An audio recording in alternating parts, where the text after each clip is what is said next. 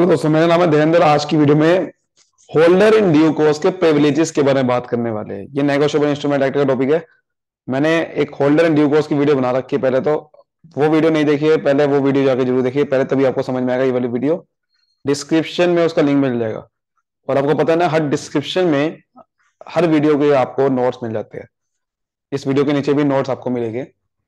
और बाकी और वीडियो देखनी है इसकी, तो आप बिजनेस लॉ की प्लेलिस्ट में जाके सारी वीडियोस में आपको मिल जाएगी। चलिए शुरू करते हैं। तो होल्डर एंड ड्यूकोस के प्रिविलेजेस क्या होते हैं? देखो, होल्डर एंड ड्यूकोस पहले पता होना चाहिए क्या होते हैं। यानी कि जब आपका किसी का टाइटल आपको मिल जाता है, उसे होल्डर एंड ड्यूकोस बोलते हैं। मतलब कि कोई अगर आपका कोई इंस्ट्रूमेंट है, आपको वो मिल गया, या किसी को ने आपको ट्रांसफर कर दिया और आपने उसको एक्सेप्ट कर लिया विदाउट एनी, कि आपको पता ही नहीं था कि पीछे इसका टाइटल डिफेक्टिव है या सही है। आपने एक्सेप्ट कर लिया गुड फेथ में।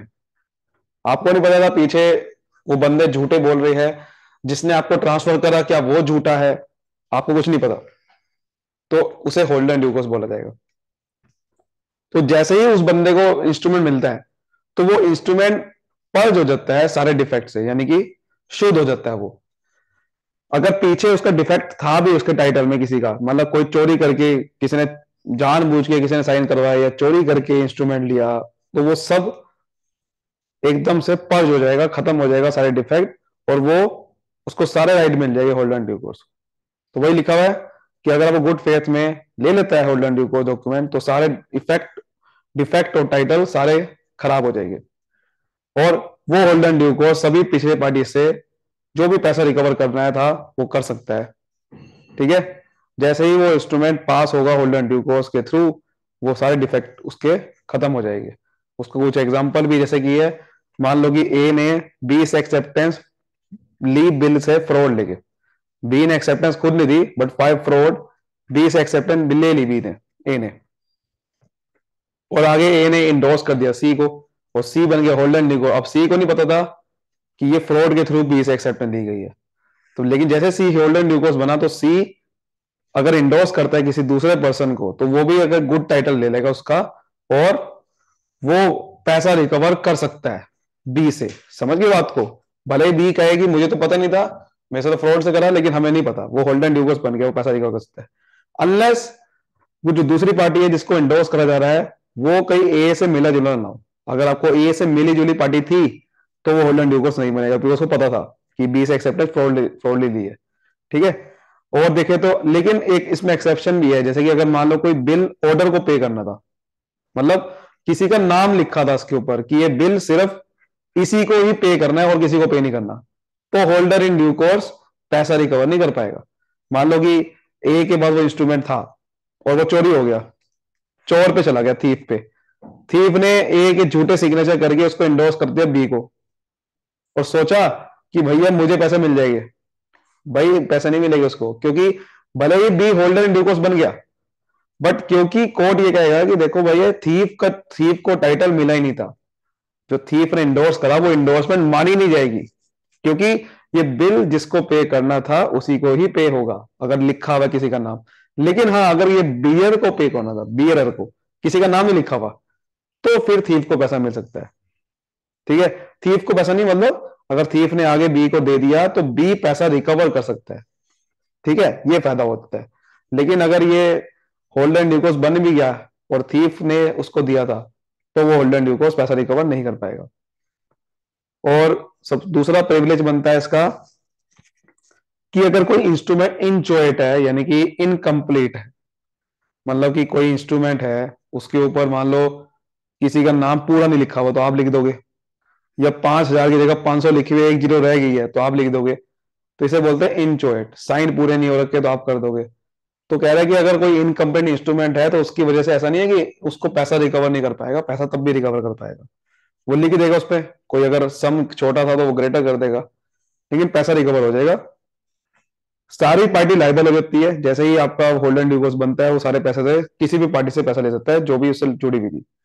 ठीक है। सो सारी पार्टी अपने नाम से वो पैसा ले सकता है, और किसी भी पार्टी पे सूट भी फाइल कर सकता है वो। उसके बाद फिक्टिशियस बिल भी है अगर, फिर भी वो पेमेंट इनफोर्स करवा सकता है। मतलब कि मान लो कि एक फिक्टिशियस बिल था, आपको नहीं पता था ये झूठे है, झूठे थे। मान लो ड्रॉवर भी झूठा है, बिल बनाने वाला भी, पे भी झूठा था।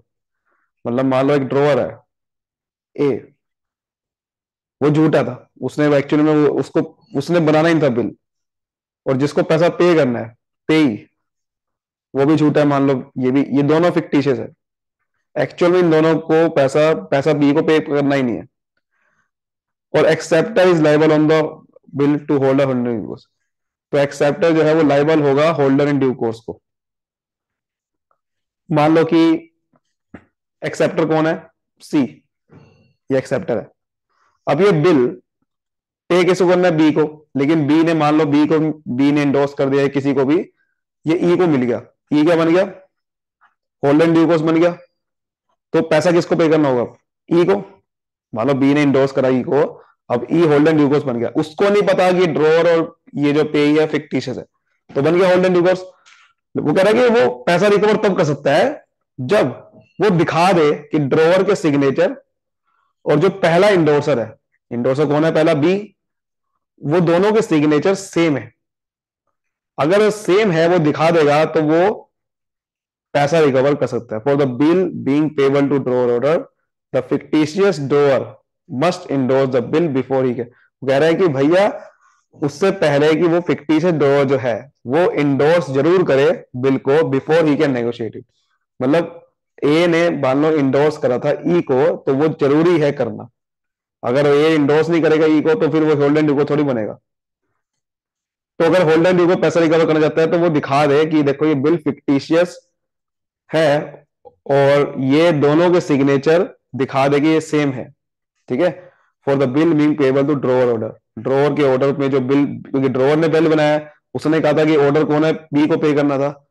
तो अगर ये दोनों के सिग्नेचर सेम है, द फिक्टिशियस ड्रॉअर, और उसके बाद एक और चीज है, the fictitious drawer must endorse, कि फिक्टिशियस ड्रॉअर जो है ये उसको इंडोर्स जरूर करे वो ई को, तभी वो ई को पैसा मिल पाएगा।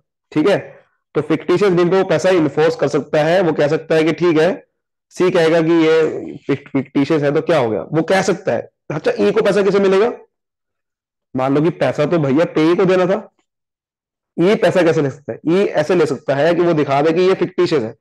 लेकिन अगर मान लो कि बी का नाम लिखा हुआ है, तो आपको पता है, पीछे आप पढ़ के अभी पढ़ा भी आपने ये वाले, देखो कि अगर कि ऑर्डर का नाम लिखा होता तो उसको पैसा नहीं मिलता, आपको पता है ना बात ये।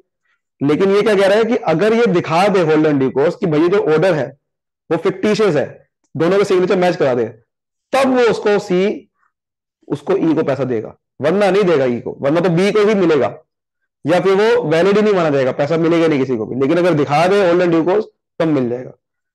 कंडीशनल डिलीवरी से कोई इफेक्ट नहीं पड़ता। मान लो कि अगर उसमें कंडीशन लिखी हुई थी कि भाई पैसा तभी मिलेगा जब आप ये कंडीशन पूरी करोगे, तो कोई दिक्कत नहीं है, तब भी पैसा मिल जाएगा उसे, कंडीशन पूरी करते ही। मान लो कि ए होल्डर था, उसने बी को इंडोर्स करा, ए होल्डर उन्हें endorse it to B order for the express purpose that B may get at discount. मतलब उसने एक्सप्रेस कर दिया कि बी डिस्काउंट करवा सकता है। अगर B does not do so and negotiate to C, तो सी क्या बन जाएगा, होल्डर इन ड्यू कोर्स। ठीक है, and D acquires a good title to the B and can sue, ये सी है, सी, ये डी नहीं है, ये सी आएगा यहाँ पर, ये सही गल है ना, सी आएगी। कि मतलब जैसे सी होल्डर इन ड्यू कोर्स बना, तो वो सभी पार्टी पर केस कर सकता है पीछे। ठीक है, माना कि ये कंडीशनल डिलीवरी थी, उसमें लिखा हुआ था कि भैया कि बी को may get it discounted, B को डिस्काउंट करवाना जरूरी है, मान लो ये लिखा हुआ था, और बी ने ऐसा नहीं भी करा, तो भी उसको सी होल्डर ड्यू कोर्स बनेगा, और तब भी पार्टी पे केस कर सकता है। उसके बाद अगला प्रिविलेजेस होता है कि estoppel against denying capacity of the पेई टू द इंडोर्सी। मतलब कि अगर पेई की डिनाइंग, पेई कह रहा है कि मैं पैसा दे नहीं सकता था इंडोर्सी को, तब भी वो पैसा रिकवर कर सकता है।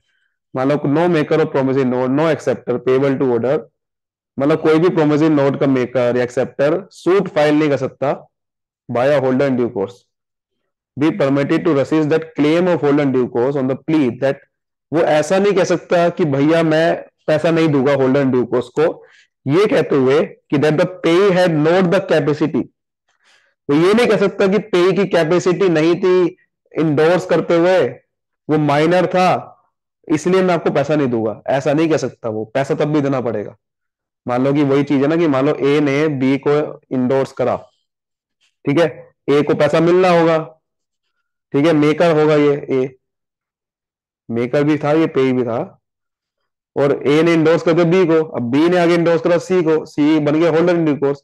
अब वो मान लो कि ये कह रहा है, ए कह रहा है कि भाई कि बी की तो पेइंग कैपेसिटी ही नहीं है, ठीक है, या मान लो कि मेकर मेकर नहीं, हाँ ये गलत हो गया यहाँ पर, मतलब जिसको बिल को इंडोर्स कर दिया किसी और को, मतलब मैंने कहा कि बी पी को पैसा दे देना, ठीक है, और एक्चुअल में अब ये कह रहा है, बी कह रहा है कि भैया सॉरी, जिसको पैसा देना है वो ये कह रहा है कि जिसने इसको इंडोर्स कराया उसके तो कैपेसिटी नहीं थी इंडोर्स करने की, जिसने बी ने आपको इंडोर्स कर दिया है ये माइनर था, तो मान लो डी को पैसा देना था, डी एक्सेप्टर था, तो डी कह रहा है कि मैं पैसा आपको नहीं दूंगा, लेकिन भैया होल्ड एंड ड्यू कोर्स को पैसा तब भी मिलेगा चाहे वो इंडोर्स किसी ने माइनर ने क्यों ना करा हो। जैसे मैंने बताया ना होल्ड एंड ड्यू कोर्स कैसे बनता है, कि पीछे का उसको नहीं पता कि कौन है बंदा, डिफेक्ट है कि नहीं है, तो वही करा है स्टोपल, कि आपकी ये एस्टोपल माना जाएगा, यानी कि आप ये नहीं कह सकते कि भैया पे ही मतलब जो इंडोर्सर है वो गलत है, तो ऐसा नहीं कह सकते आप, ठीक है ना,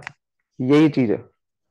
फिर एक और estoppel against endorser to deny capacity of parties, endorser के अगेंस्ट भी एस्टोपल होता है कि आप ये नहीं कह सकते पार्टी के खिलाफ डिनाई कैपेसिटी का, मतलब कि एक इंडोर्सर आपको पता है कि बाय हिज इंडोर्समेंट गारंटी करता है कि सारे प्रीवियस इंडोर्समेंट जेन्यून है, अगर किसी ने इंडोर्स कर दिया तो मान लिया जाएगा कि भाई पिछले सारे इंडोर्समेंट सही है और सभी पार्टी की कैपेसिटी है वैलिड कंटेंट मेंटर होने में, therefore he on a suit thereon by subsequent holder cannot deny signature, तो उसके बाद ये नहीं कह सकता कि ये सिग्नेचर गलत है या ये इस पार्टी ने गलत कर दिए, तो मैं आपको केस आपको मतलब मैं आपको पैसे नहीं दूंगा। वही चीज है ना कि मान लो ए ने आगे इंडोर्स करा बी को, बी ने आगे इंडोर्स करा सी को, अब डी को पैसे देने दे, डी कह रहा है कि ना तो ए लायबल था ना तो बी, मतलब बी भी माइनर था, सारे पार्टी इंडोर्स करे सब गलत थे, तो भैया ऐसा नहीं है, कोर्ट कहेगा कि देखो वह जब इंडोर्समेंट कर दी तो जेन्युइन मानी जाती है। अब वो ठीक है, सी को क्योंकि सी तो होल्डर ड्यू क्वेश्चन उसको थोड़ी पता है कि ये चीज हुई, तो वही कह रहा है कि जैसे इंडोर्समेंट होती है तो सारी पार्टी हम मान ले जाते हैं कि ये वैलिड कॉन्ट्रैक्ट जेन्युइन हो रहा है, so he on a suit there by subsequent holder, वो ये नहीं कर सकता can not deny the signature, वो सिग्नेचर को डिनाई नहीं कर सकता to contract of any prior party of the instrument, वो डिनाई नहीं कर सकता सिग्नेचर को, अगर सिग्नेचर हो रखा है तो उसे वैलिड ही माना जाएगा, तो वही लिखा था इंस्टॉपल अगेंस्ट इंडोर्सर, स्टॉपल होता है कि वो इंडोर्सर डिनाई नहीं कर सकता पिछली पार्टी के सिग्नेचर को, समझा की बात, उसको पैसा तब भी देना पड़ेगा। ऐसे ही estoppel against denying capacity of the payee, मतलब जिसको पैसा एक्चुअल में मिलना है टू द इंडोर्सर, वही चीज है ना कि स्टॉपल अगेंस्ट, वो ये नहीं कह सकता कि भैया जिसको पैसा मिलना है वो हम नहीं कर सकते उसे, क्योंकि इंडोर्सी जो एक्चुअल में है वो मतलब पेई टू इंडोर्सी, जिसको मतलब पेई था उसने आगे जो इंडोर्स कर दिया, वो हम ये नहीं कह सकते कि जो पेई है उसकी डिनाइंग कैपेसिटी, उस कैपेसिटी नहीं थी इंडोर्स करने की, तो आप हम पैसा नहीं देंगे, तब पैसा तब भी देना पड़ेगा। ऐसे ही जितनी भी पार्टी थी भले ही वो सारी कैपेसिटी में नहीं भी थी, लेकिन अगर सिग्नेचर हो गया वो आगे बढ़ रहा है तो हम हमें मान लिया जाएगा कि भाई वो सारे कुछ सही है, वो कॉन्ट्रैक्ट के लायबल थे, तो ये होता है होल्ड एंड ड्यू का फायदा कि पीछे जो भी हो रहा हो आपको पैसा तब भी मिलेगा। समझ आ गई बात, आई होप अच्छी से समझ आएगी, वीडियो को लाइक करिए, सब्सक्राइब करिए, thank you so much, all the best.